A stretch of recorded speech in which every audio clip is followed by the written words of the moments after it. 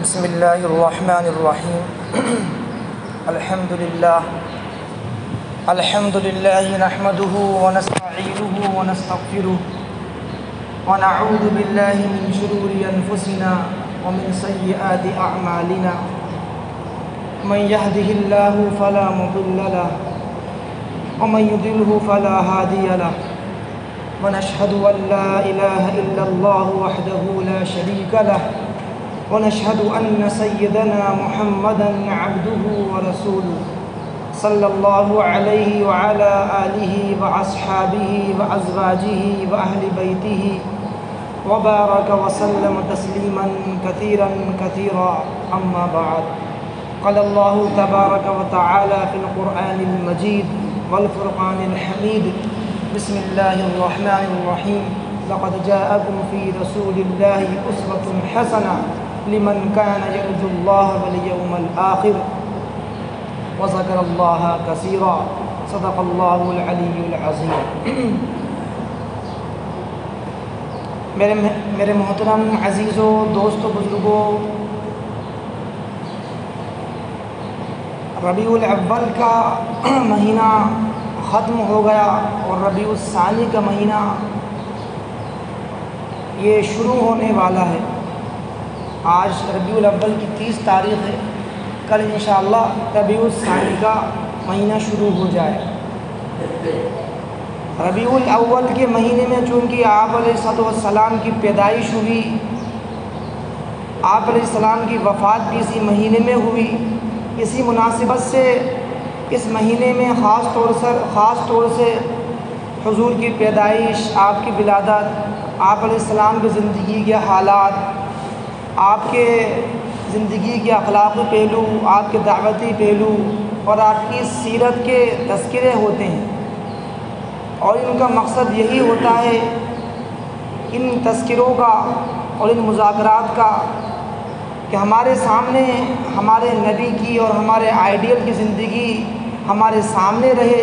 تاکہ ہم اپنی زندگی کو بھی اسی سانچے میں ڈھالیں جس سانچے میں حضور نے اور حضور کی زندگی تھی، اور اس سانچے میں صحابہ کرام نے اپنی زندگی کو ڈھالا تھا۔ چنانچہ اللہ نے فرمایا لقد جاءکم فی رسول اللہ اسوۃ حسنہ، کہ تمہارے لیے اللہ کے رسول کی زندگی میں، حیات طیبہ میں بہترین نمونہ ہے، اس شخص کے لیے لمن کان یرجو اللہ والیوم الآخر، جو اللہ پر اور یوم آخرت پر ایمان رکھتا ہو، وذکر اللہ کثیرا، اور اللہ کا بہت زیادہ تذکرہ کرتا ہو، بہت زیادہ اللہ کا ذکر کرتا ہو۔ اب یہاں یہ سوال پیدا ہوتا ہے کہ نمونے کی کیا ضرورت تھی؟ اگر صرف کتاب دے دی جاتی، قرآن کریم دے دیا جاتا اور آدمی اس کو پڑھ کر بھی عمل کر سکتا تھا، لیکن عزیزو دوستو، واقعہ یہ ہے کہ کوئی آدمی کتنا ہی بڑا، کتنی ہی زیادہ کتابوں کا مطالعہ کر لے، کتنا ہی کتاب کو پڑھ لے، لیکن جب تک اس کے سامنے کوئی عملی نمونہ نہیں ہوتا، تب تک اس کا مطالعہ، اس کی پڑھائی کا کوئی فائدہ نہیں ہوتا۔ مثال کے طور پر جو حضرات ڈاکٹری کرتے ہیں، ڈاکٹری کی پڑھائی کرتے ہیں، MBBS کرتے ہیں، ان کا ایک مخصوص وقت ہوتا ہے، ان کے کورس کا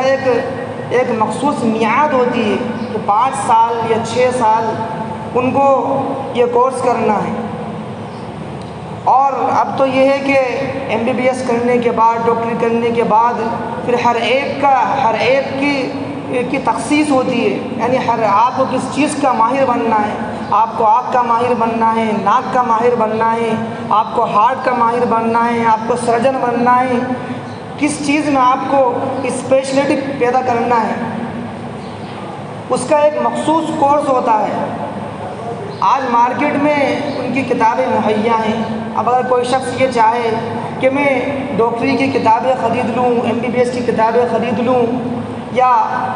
کوئی شخص چاہتا ہے کہ میں عالم بن جاؤں، صرف کتابیں پڑھ کر عالم بن جاؤں، آج مارکیٹ میں تمام وہ کتابیں جو پڑھائی جاتی ہیں مدارس کے اندر، حدیث کی، فقہ کی اور سیرت کی اور مسائل کی سب کتابیں مہیا ہیں، لہٰذا میں کتابوں کو خرید لوں اور خرید کر میں از خود عالم بن جاؤں یا میں ڈاکٹر بن جاؤں، تو یہ محض اس کی خام خیالی ہے اور اس کی ایک سوچ ہے۔ حقیقت اس کے برعکس ہے کہ اگر کسی کو ڈاکٹر بننا ہے، کسی کو عالم بننا ہے، کسی کو کسی فیلڈ میں جانا ہے، تو جب تک اس کے سامنے کوئی عملی نمونہ نہ ہو، اس کی کوئی رہبری کرنے والا نہ ہو، اس کا کوئی مربی نہ ہو، میں عزیز و دوستو اس وقت تک وہ اپنے فن کے اندر اور اپنے علم کے اندر اور اپنے کاروبار کے اندر اور اپنے فیلڈ کے اندر وہ ماہر نہیں بن سکتا۔ یہی وجہ ہے کہ ڈاکٹری کرنے کے بعد اور MBBS کرنے کے بعد چند مہینے کے لیے اور ایک مخصوص وقت تک کے لیے ان نئے ڈاکٹرز کو انٹرنشپ کرنا پڑتی ہے اور کسی اپنے سینئر کے ماتحت رہ کر انہیں کام کرنا پڑتا ہے کہ اب تک جو تم نے کتابوں میں پڑھا ہے اس کا عملی نمونہ تمہارے سامنے آئے گا مریض کی شکل میں۔ تم نے جو کچھ پڑھا ہے تم یہاں پر اس کو دیکھو کس طرح تمہارے سینئر ان کی تشخیص کر رہے ہیں، ان کو دوا دے رہے ہیں اور ان کا علاج کر رہے ہیں، کہ جب تک وہ کسی بڑے کی اپنے سے بڑے ڈاکٹر کی وہ سرپرستی کے اندر نہیں رہتا تب تک حکومت اس کو عام پریکٹس کرنے کی اجازت نہیں دے سکتی۔ جب اس کی انٹرنشپ پوری ہو جاتی ہے، جب اس کی کورس کی تکمیل ہو جاتی ہے اور بڑے ڈاکٹر لکھ کے دے دیتے ہیں کہ ہاں بھائی اب ان کے اندر اتنی صلاحیت پیدا ہو گئی کہ یہ دوسروں کا علاج کر سکتے ہیں، تب جا کر اس کا کسی جگہ تقرر ہوتا ہے اور کسی کا وہ علاج کرنے کے قابل ہوتا ہے۔ ایسے ہی عزیزو دوستو، ہم چاہیں کہ صرف خالی ہم کتاب پڑھ کر اور قرآن کریم کو از خود سمجھ کر ہم دین کے پابند بن جائیں، ہم اللہ کا قرب حاصل کر لیں، اللہ کا تقرب حاصل کر لیں اور ہمارے سامنے اس کا کوئی عملی نمونہ نہ ہو، تو یہ محض خام خیالی ہے۔ اسی وجہ سے ایک فتنہ کھڑا ہو گیا جو فتنہ خلق قرآن کے نام سے، جس نے اللہ کے نبی کو نہ مانا اور صرف قرآن ہی کو اپنا اس نے اصل چیز سمجھی، تو وہ بھی گمراہ ہوگا۔ اس لیے کامیابی کے لیے لا الہ الا اللہ کے ساتھ محمد الرسول اللہ کی شرط ہے کہ جب تک محمد الرسول اللہ والے طریقے اختیار نہیں کیے جائیں گے، آپ علیہ السلام والی زندگی کے طریقوں کو اپنی زندگی میں اپلائی نہیں کیا جائے گا، داخل نہیں کیا جائے گا، تب تک عزیز و دوستو کامیابی ہمارا مقدر نہیں ہو سکتی۔ اسی لیے اللہ تعالیٰ نے نہ صرف قرآن کریم بھیجا بلکہ قرآن کریم بھیجنے کے ساتھ قرآن کریم کی عملی تفسیر کے لیے اللہ کے نبی کی بعثت فرمائی۔ اللہ نے فرمایا قد جاءکم من اللہ نور و کتاب مبین۔ اللہ نے فرمایا کہ تمہارے پاس اللہ کی طرف سے ایک نور آیا ہے اور واضح کتاب آئی ہے۔ اب اللہ چاہتا ہے اللہ یہ بھی کہہ سکتا تھا کہ تمہارے اللہ کی طرف سے ایک واضح کتاب آئی ہے، لیکن اللہ نے اس بات کی وضاحت کر دی کہ اس کتاب کو سمجھنے کے لیے اور اس کتاب کو اپنی زندگی میں اتارنے کے لیے تمہیں اس نور اور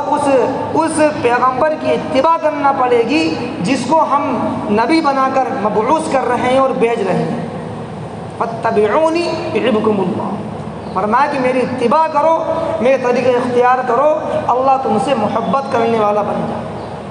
اس لیے میں عزیز و دوستو،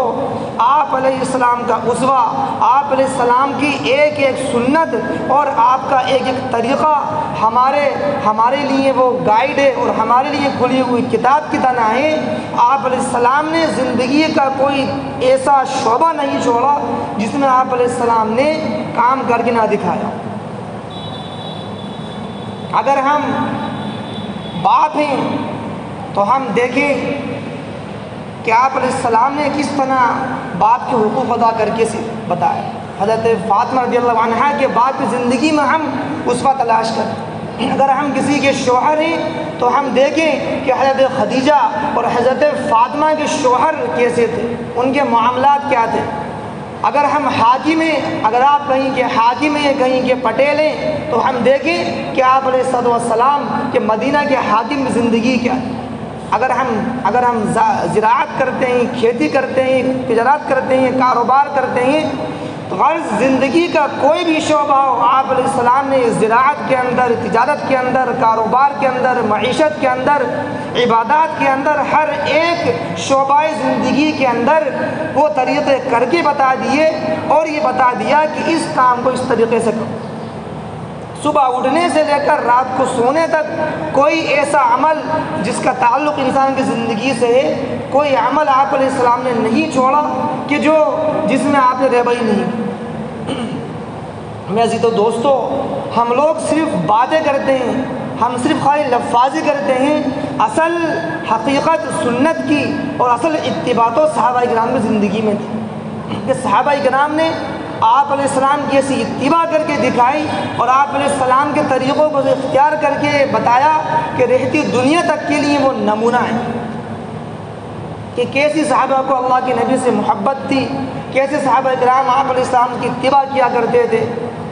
ایک صحابی حضرت عبداللہ بن مسعود رضی اللہ عنہ، آپ علیہ السلام مسجد کے اندر خطاب فرما رہے ہیں، اور آپ نے دیکھا کہ مسجد کے کناروں کی طرف کچھ لوگ کھڑے ہوئے تھے، تو آپ نے ان لوگوں سے کہا کہ بھائی جگہ پر بیٹھ جاؤ، تشریف رکھو۔ حضرت عبداللہ بن مسعود رضی اللہ عنہ ابھی مسجد میں آئے نہیں، بلکہ وہ باہر ہی ہیں، مسجد سے باہر آ رہے تھے۔ جیسے ہی آپ علیہ السلام کی آواز ان کے کانوں میں سنی، اسی وقت وہیں بیٹھ گئے اور اتباع کے اندر وہاں سے ایک قدم نہیں ہلا۔ بعد میں جب اللہ کے نبی نے ان سے پوچھا نماز وغیرہ سے فارغ ہونے کے بعد کہ میری بات تو، میرا حکم تو ان کے لیے تھا جو مسجد کے آس پاس کھڑے ہوئے تھے، آپ تو مسجد کے باہر تھے، آپ اندر آ جاتے۔ تو انہوں نے یہ جواب دیا کہ اللہ کے نبی، میری اتنی مجال نہیں کہ میں آپ کا حکم کانوں میں سننے کے بعد ایک قدم بھی آگے بڑھاؤں۔ یہ تھا صحابہ کرام کا اتباع کا جلسہ، اتباع کا جذبہ۔ جنگ احد کا میدان احد جیسی خطرناک لڑائی ہو رہی ہے، اور میدان جنگ کے اندر بھی صحابہ کرام نے آپ علیہ السلام کا وہ ادب کر کے دکھایا، اور آپ علیہ السلام کے طریقوں کو ایسا کر کے بتایا کہ وہ بھی رہتی دنیا کے لیے مثال۔ آپ کی حفاظت کے لیے چند صحابہ کھڑے ہوئے ہیں۔ ایک صحابی ہیں ابو دجانہ رضی اللہ عنہ، آپ علیہ السلام کی حفاظت کے لیے معمول ہیں۔ کفار تیر برسا رہے ہیں اور حملے کر رہے ہیں۔ اب انہوں نے یہ سوچا کہ اگر میں کفار کی طرف پشت کر کے سینہ کر کے کھڑا ہوتا ہوں تو اللہ کے نبی کی پشت ہوگی اور اللہ کے نبی کی بیعت بھی ہوگی، لہذا وہ اللہ کے نبی کی طرف سینہ کر کے کھڑے ہوئے اور پشت کافروں کی طرف کری کہ جو بھی تیر آئیں وہ میری پیٹھ کے اوپر لگ جائیں اور اللہ کے نبی کا بال ہی باقا۔ کہ میدان جنگ کے اندر بھی صحابہ کرام نے آپ علیہ السلام کا وہ ادب کر کے دکھایا اور اپنی محبت کا حق ادا کر کے دکھایا۔ حضرت عامر بن ربیع رضی اللہ عنہ، حضرت حذیفہ بن یمان رضی اللہ عنہ، ان دو صحابی کو، یہ دو صحابی ایلچی بن کر گئے، یہ دو صحابی ایلچی بن کر کسرا میں گئے۔ ایران کا بادشاہ تھا اور ان سے مذاکرات کے لیے، ان سے بات چیت کرنے کے لیے ان کو وہاں بھیجا گیا۔ یہ صحابی جب وہاں پہنچے تو اپنے اسی پوشاک کے اندر، اپنے اسی حلیے کے اندر اور اپنی اسی طریقے میں یہ وہاں پہنچے۔ وہاں دربان سے ملاقات ہوئی، دربار کے پاس پہنچے تو دربان نے کہا کہ تم اتنے بڑے بادشاہ سے ملنے کے لیے آیا ہو، ایران کا بادشاہ ہے، کسرا ہے اور اس وقت کا سپر پاور ہے، تم اپنی حالت تو دیکھو، تمہاری حالت کیسے ہو رہی ہے، تم اپنے کپڑے ٹھیک کر لو۔ لہٰذا اس دربان نے ان کو جبہ دیا اور کہا کہ یہ کپڑے پہن لو تاکہ بادشاہ کے سامنے اپنے ذرا کپڑے وغیرہ اچھے ہو جائیں۔ تو انہوں نے کہا کہ ہمیں تمہارے اس جبے کے محتاج نہیں، اور اگر تمہیں بادشاہ سے ملنے کے لیے اگر یہ جبہ پہننا ضروری ہے اور ہمارا یہ لباس جو ہمارے نبی کا لباس ہے، اگر تمہیں یہ دیکھنا منظور نہیں تو ہمیں بھی بادشاہ سے ملاقات کا کوئی شوق نہیں۔ اور ڈنگے کی چوٹ پر یہ بات کہہ دی، چنانچہ اندر یہ بات کہلوایا گئی۔ اسی درمیان جو دربان تھا اس نے دیکھا کہ عامر بن ربیعہ رضی اللہ عنہ نے تلوار نکالی اور اس سے اپنی تلوار کو ٹھیک کرنے لگے. اس کی کناروں پر چندیاں بندھی ہوئی تھیں، وہ ٹوٹ گئی تھی، اس کو ٹھیک کر رہے تھے.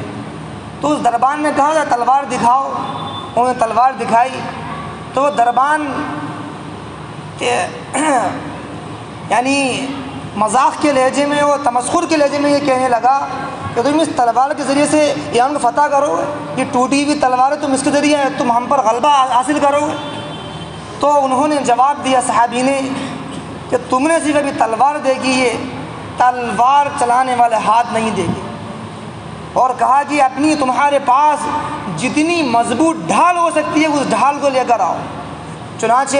سب سے مضبوط ڈھال منگوائی گئی اور کہا کہ ایسی ڈھال ہے کہ اس پر کتنی سخت تلوار چل جائے ٹوٹ نہیں سکتی. انہوں نے کہا کہ اس تلوار کو، اس ڈھال کو لے کر کھڑے ہو جاؤ. اور اس ٹوٹی ہوئی تلوار سے عامر بن ربیعہ رضی اللہ عنہ نے صرف ایک وار کیا ہے اور اس ڈھال کے 2 ٹکڑے ہو. وہ سارے کے سارے بھوچکا ہو گئے اور حیرت زدہ رہ گئے کہ اس ٹوٹی ہوئی تلوار سے کیسے انہوں نے اس مضبوط ڈھال کے 2 ٹکڑے کر دیے. اور پورے بادشاہ کو واقعہ بتایا گیا. بادشاہ نے ان کو اندر بلایا اور وہاں بادشاہ کے دربار کے اندر بھی اپنے پورے تشخص کے ساتھ اور اپنے پورے سنت کے اہتمام کے ساتھ میں پہنچے. اور بادشاہ نے انہیں دیکھا کہ دو لوگ آئے ہیں اور ان کا لباس ایسا ہے اور ان کے معاملات یہ ہیں. ان دونوں صحابی نے دیکھا کہ بادشاہ کرسی پر بیٹھا ہوا ہے اور سب لوگ کھڑے ہوئے ہیں. اب دیکھیے داعی جو ہوتا ہے وہ ہر جگہ دعوت پیش کرتا ہے، ہر جگہ اپنے نبی کی تعلیمات کو پیش کرتا ہے. انہوں نے کہا کہ یہ جو تمہارا طریقہ ہے کہ تم بیٹھے ہوئے ہو اور سب لوگ کھڑے ہوئے ہیں، ہمارے نبی نے اس طریقے سے منع فرمایا. ہمارے نبی کی تعلیمات نہیں کہ بادشاہ بیٹھا رہے اور سب لوگ کھڑے رہے. لہٰذا یا تو ہمارے لیے میں کرسی لائی جائے یا تم بھی ہم سے کھڑے ہو کر بات کرو. کہ اس وقت بھی سنت کی دعوت دی. بادشاہ نے کہا کہ تو ہماری تذلیل کر رہے ہیں، تو ہماری عزت خاک ملا رہے ہیں، ان کو یہاں سے بھگا دو اور ایران کی مٹی کا ایک لوٹا لے کر اور ایک گڑا لے کر ان کے سر پر رکھ کر انہیں روانہ کر دو. چنانچہ ان کو روانہ کر دیا گیا. عامر بن ربیعہ نے جاتے جاتے صرف ایک جملہ کہا کہ تم نے ایران کی مٹی ہمیں دے دی ہے، ذرا خبردار نہیں نا. اب ایران کے لوگ بڑے شگون لیا کرتے تھے. ان جانے کے بعد انہوں نے کہا کہ آپ نے کیا کر دیا، اب تو ان کے پاس وہ فتح کر لیں گے. چنانچہ ایسا ہی ہوا اور کچھ وقت کے بعد مسلمانوں نے زبردست ان پر حملہ کیا اور کیسر و کسریٰ کے تاج جو ہے مسلمانوں کے پیروں کے اندر تھے اور ان کی ساری سلطنتیں اور بادشاہت مسلمانوں کو ختم ہو گئی. میں دوستو یہ چیز کیا تھی؟ یہ اتباع سنت کا نتیجہ تھا کہ صحابہ کرام چاہے میدان جنگ کے اندر ہوں، چاہے اپنے گھر کے اندر ہوں، چاہے وہ بازار کے اندر ہوں، کسی بھی شعبہ زندگی کے اندر ہوں، صحابہ کرام آپ علیہ السلام کی سنتوں کو اور آپ کے ایک ایک طریقے کو اختیار کرنا اپنی سعادت سمجھتے تھے اور دنیا اور آخرت بڑے سمجھتے تھے. آج ہمارا حال یہ ہے کہ آج ہم سنت کو اختیار کرتے وقت آج ہم سوچتے ہیں کہ اگر میں نے فلاں سنت اختیار کر لی، اس کا اہتمام کر لیا تو لوگ کیا کہیں گے. آج میں نے فلاں سنت پر عمل کر لیا تو لوگ میرا مذاق اڑائیں گے، لوگ کیا کہیں گے. میں دوستو آج مسلمانوں کی بدحالی کی اسباب میں سے ایک سبب یہ بھی ہے سنتوں کو ترک کرنا اور سنتوں کو چھوڑنا. کہ صحابہ کرام نے جنگ کے میدان میں بھی سنتوں کو نہیں چھوڑا اور آج ہم تمام تر آسائشوں اور تمام تر وسائل کی فراوانی کے باوجود بھی آج ہم سنتوں کا احترام نہیں کرتے. سر سے لے کر پیر تک کتنے سنتیں ہماری زندگی کے اندر شامل ہیں. ہر ایک ہم میں سے بخوبی جانتا ہے. ہمارا چہرہ، ہمارا مہرہ، ہمارا لباس، غرض ایک ایک چیز ہماری غیروں سے مشابہ ہے اور ہم اس چیز کو اختیار کرنے میں اپنا فخر محسوس کرتے ہیں. حالانکہ اللہ کے نبی سے محبت کا تقاضا تو یہ تھا کہ سر سے لے کر پاؤں تک آپ علیہ السلام کی ایک ایک سنت کو اپنی زندگی میں ہم داخل کرتے. عبادات کی سنتیں، معاملات کی سنتیں، معاشرت کی، اخلاقیات کی، ایک ایک سنت کو اپنی زندگی میں داخل کر دے۔ اسی لیے میں عزیزو دوستو آج درخواست صرف اتنی ہے کہ آج ہم سب اپنا محاسبہ کریں اور اس بات کا ہم عزم کریں، اور ہو سکے تو اس بات کو کاپی قلم لے کر بیٹھیں، اس کی فہرست بنائیں کہ کون کون سی سنتیں ہیں جن پر ہم عمل نہیں کر پا رہے، اور جن پر ہم عمل کر پا رہے ہیں اس پر اللہ کا شکر ہو، اور جن پر ہم عمل نہیں کر پا رہے ان کو سوچیں کہ کس طرح پر ہم عمل کریں۔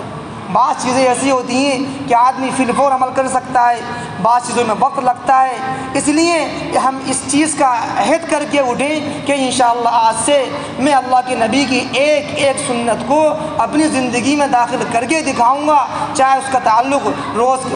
کی زندگی سے ہو، چاہے عبادات سے ہو، چاہے معاملات سے ہو، چاہے معاشرت سے ہو، چاہے اخلاقیات سے ہو۔ اللہ تعالیٰ مجھے بھی آپ کو بھی آپ علیہ السلام کی اتباع کرنے کی توفیق عطا فرمائے، اور جو کچھ باتیں کہی گئی ہیں ان پر ہم عمل کرنے کی توفیق عطا فرمائے۔ وآخر دعوانا ان الحمد للہ رب العالمین۔